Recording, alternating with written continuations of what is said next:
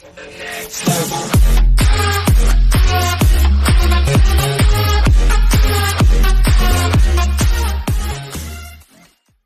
Stephen Curry need Finals MVP to validate his legacy? Curry will likely dismiss the importance of a Finals MVP to if asked over the next 2 weeks.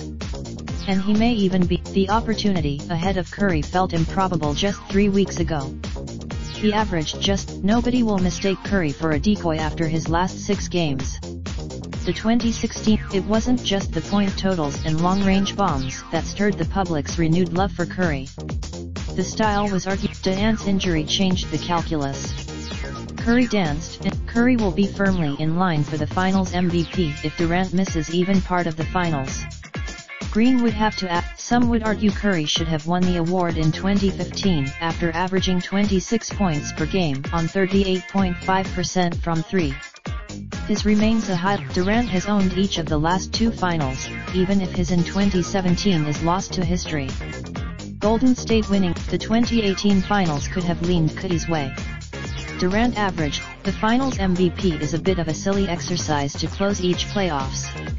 It obscures the related slideshow best of the 2019 NBA playoffs provided by Iman.